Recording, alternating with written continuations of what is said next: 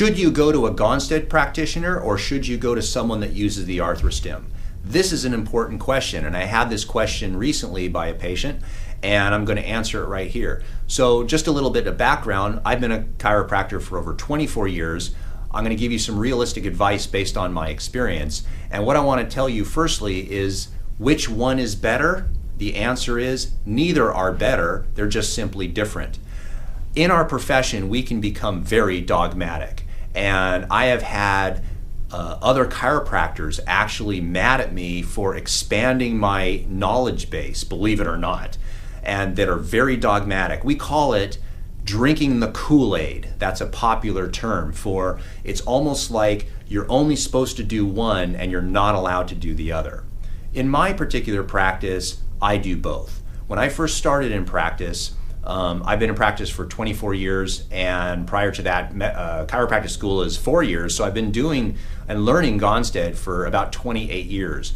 When we first started out and I was going to all the seminars, there was a feeling that the activator or the Arthrostim, actually the Arthrostim wasn't even invented yet, I don't believe, but they were jokes. They were simply people to be laughed at, that the chiropractors that were using the activator or the Arthrostim were charlatans and we know the right answer and so forth. Of course, every technique feels that way. Every technique has its people that are staunch, militant, dogmatic.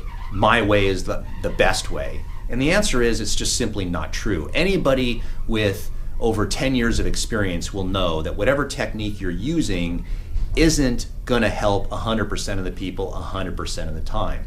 So how do you know if you need a Gonstead adjustment? Well, the answer is that if you go to a Gonstead chiropractor, you're probably going to get a Gonstead adjustment.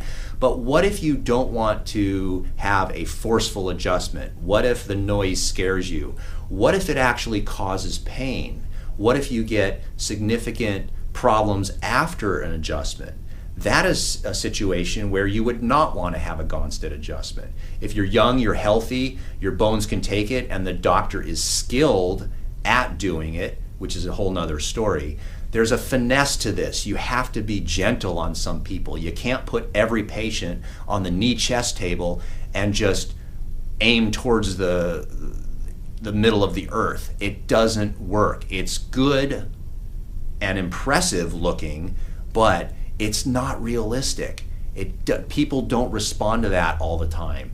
So if a person can take those things, then a Gonstead adjustment is just fine. But if a person is older, they're frail, they have osteoporosis, or they're just scared of seeing a chiropractor, or they've had negative reactions to manual adjusting, then the Arthrostim is a fantastic tool. It works in different ways, but it can significantly improve the range of motion. Now, just like dietary problems, where the keto, OMAD, meat-based people are against the plant-based vegans, and they both say that they're right, they actually have more in common than they realize. The same is with techniques. One of the significant things that chiropractic in general can do to a patient is to improve the quality of the range of motion of the joints such that it reduces irritation to the nerves and thus will improve our health. So whether a person receives an Arthrostim adjustment or a Gonstead adjustment, it almost doesn't matter, because what happens is we're all trying to achieve the same exact goal, which is better range of motion, better quality of motion in the joints so it doesn't irritate the nerves, and thus, because the nerves control most of what's happening in our body, our health and pain improves. So hopefully that's been informative to you. If you have any questions or comments, of course, leave them down in the comments section down below. And if you'd share this on social media like Facebook, Instagram, and Twitter, I would greatly appreciate it. Thanks for watching.